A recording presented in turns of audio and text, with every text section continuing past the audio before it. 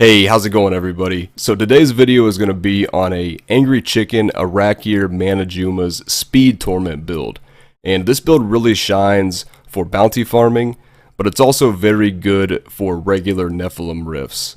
And it's really a build from patch 2.3, just kind of reworked for the most recent patch. And got some buffs as well. Arachyr's got buffed, as did Manajuma's, and with those buffs, it really pushed the build up to be able to do Torment 10 efficiently, whereas before, the build was probably kind of stuck around Torment 8 or 9 at the most. And so it's a very efficient build now, and it's one of the most fun builds to play in the entire game by far. And I hope you guys enjoy the build as much as I do. The basic premise of the build is that your Angry Chicken is going to be your main damage dealing ability, and you're going to run things like In-Geom and a good amount of cooldown reduction so that you can pretty much go in and out of Angry Chicken constantly exploding for damage with the Manajuma's 2-piece set and all that good stuff. So let's get right into it with the abilities. First up, Fire Bats, Plague Bats. I like to have an ability that I can spam that is buffed by the Arachyr 6-piece, just in case for some reason I can't go into Angry Chicken, I don't have an In-Geom proc, or something along those lines. I personally like to have that there. Now, you could probably run Horrify Stalker in this place, and for the most part, you really don't have issues with not being able to Angry Chicken. I mean, 95% of the time you're going to be running around and blowing up with Angry Chicken to deal damage, but I still like to have kind of a backup plan with the Fire Bats to kill things if I need to. Piranha's Wave of Mutilation. This is another ability that gets buffed by the 6-piece Arachyrs. It's a nice little kind of just nuke on an 8-second cooldown that you can throw at an elite or champion if your first Angry Chicken explosion didn't kill them, and it also puts a debuff on the enemies.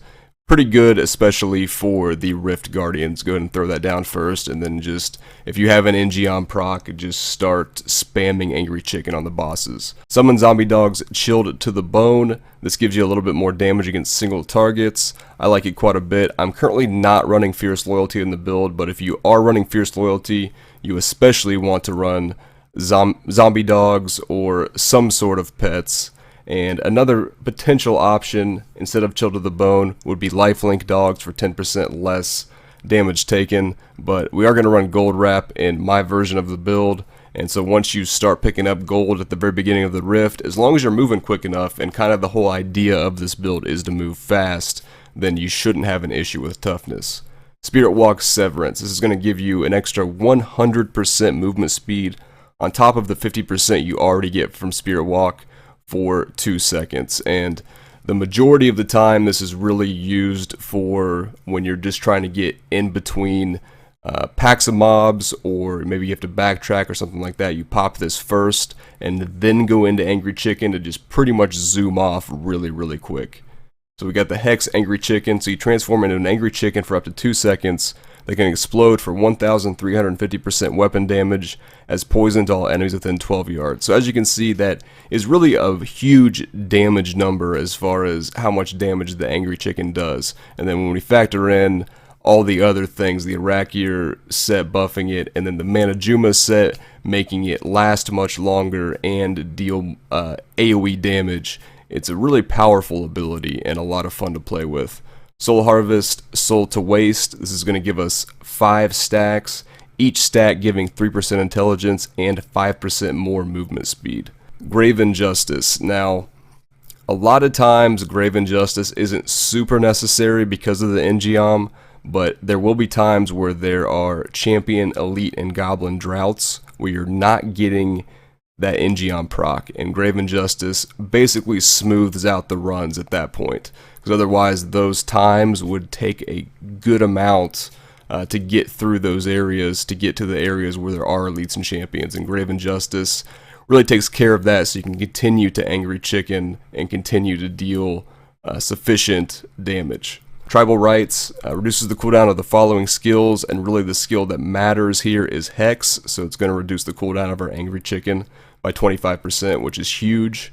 We've got Pierce the Veil for 20% more damage, and then Gruesome Feast for pretty close to 50% more intelligence all the time. You're going to have anywhere from 3 to 5 stacks of this pretty much all the time. We're running an Avarice band for pickup radius, so as long as you're killing quickly, you're going to have high stacks on your Gruesome Feast. And then the last passive is going to be Confidence Ritual on our Hellfire Amulet for 25% more damage to enemies within 20 yards, which is going to be basically everything all the time because Hex Angry Chicken is a very melee-oriented ability.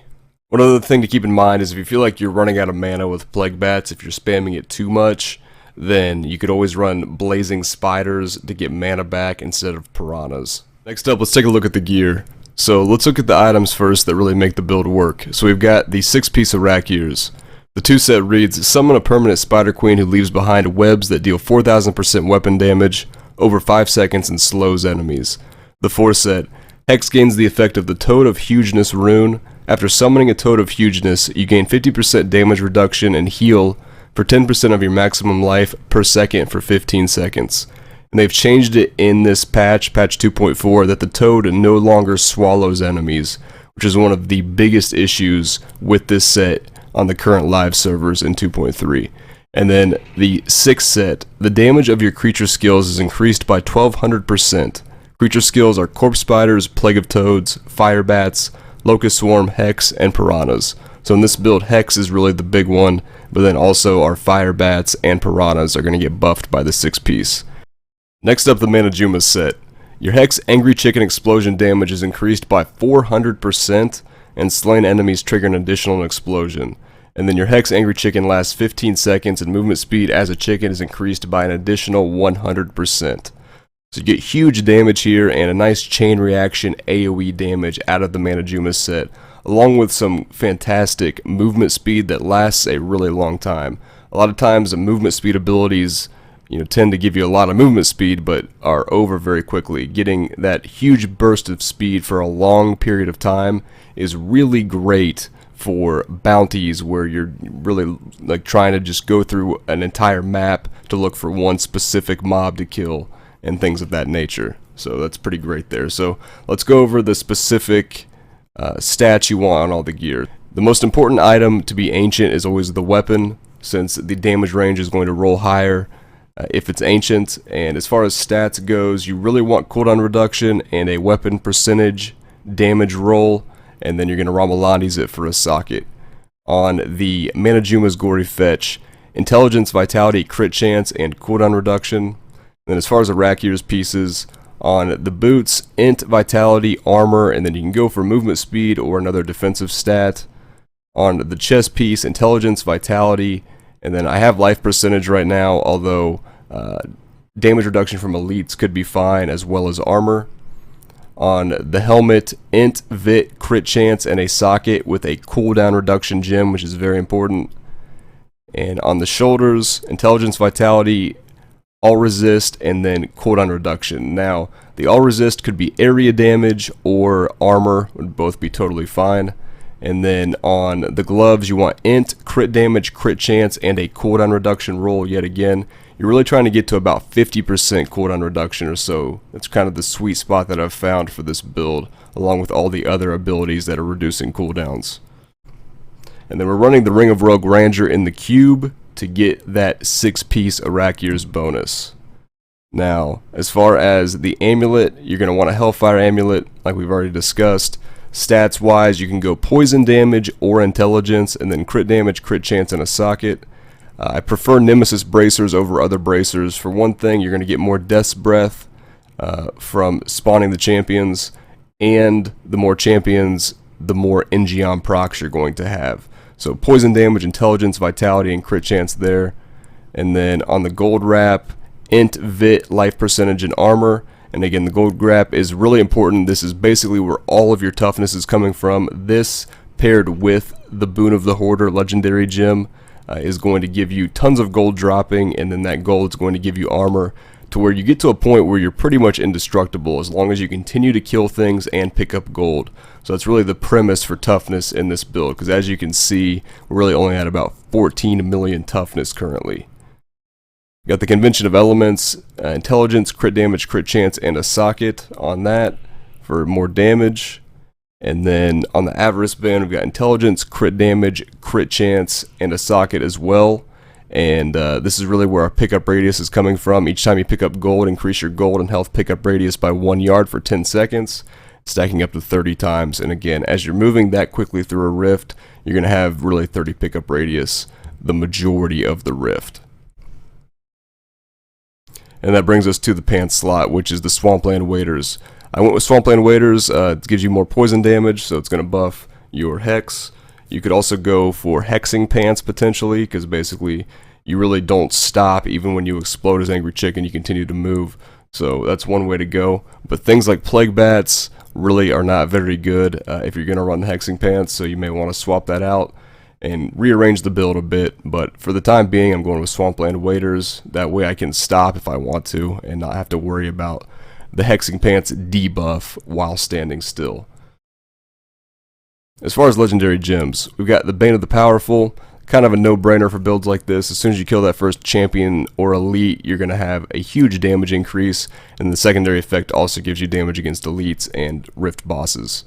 The Boon of the Hoarder, again, we're going to get movement speed out of this, as well as more gold dropping for the gold wrap. And then another thing to keep in mind is there are empowered rifts. There is a gold sink in patch 2.4 where I'm sure at some point you're going to get to a point of gold where it's not going to matter that much, but early on it may be pretty great to run the Boon of the Hoarder for gold to make sure you can continue to empower rifts until you get maybe a greed realm to really get a bunch of gold going on. And then the Bane of the Trapped, pretty much the best damage legendary gem, and it'll be procced all the time in melee range, which will always be in melee with Angry Chicken. Next up we have the Kanai's Cube. In the weapon slot, the In-Geom. Now another option would be the Envious Blade, which gives you 100% crit chance against enemies with full health. It's a really good option, but I think the In-Geom version is a little bit more consistent, so I prefer that. The Leoric's Crown in the armor slot, increasing the effectiveness of our cooldown reduction gem, and then the Ring of Royal Grandeur in the jewelry slot, giving us our 6-piece bonus. And then we can run the Avarice Band and Convention of Elements. Now, you can definitely run natural 6-piece Arachyr and then run Focus and Restraint in the build, but with the buffs to Mana Jumas and Arachyr, I don't think that Focus and Restraint is necessary. It's something you have to stop to cast a spender, and then you also have to even just put a generator into the build period and have to stop to cast the generator as well, and which will slow the run down a good bit having to stop to do that. I'd rather just be spamming Angry Chicken as much as possible. So I think it's totally fine and viable to not run Focus and Restraint. With that said, you would get more damage out of it, but the trade-off is having to stop to keep the buffs going.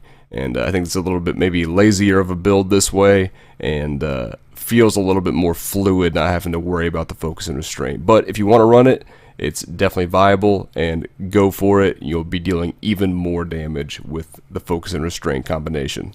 Paragon points wise, get as much movement speed as you need, and then go intelligence. Offense wise, crit chance, crit damage, cooldown reduction, then attack speed. Defense, armor percentage, life percentage, all resist, life regen. Utility, gold find and area damage, then life on hit and resource cost reduction. As far as the follower goes, either run the Enchantress or the Scoundrel, whichever one you prefer. You really don't need the Templar for most Torment builds, just because you don't need the mana regen most of the time, and the healing really isn't all that relevant either, especially when you're running a gold wrap like we are in this build. So anyways guys, I hope you enjoyed it. This is definitely going to be a build I'm going to play a lot in patch 2.4. It was by far my favorite Witch Doctor spec in 2.3, and I think it's absolutely efficient enough to run. It's not going to be the most efficient Torment 10 build, more than likely. There's, you know, like the passive, lazy Locust Swarm builds that you're just kind of running through in Locust Swarms, killing everything. I feel like that's still going to be better and a little bit faster, but especially just because it kills everything with Locust Swarms spreading the way it does. With that said, this is definitely efficient enough that if you want to run it, totally go for it, and you'll have a blast playing it, I guarantee you. So anyways guys, thanks again for watching. If you enjoyed the video, don't forget to like and subscribe, and I will see you next time.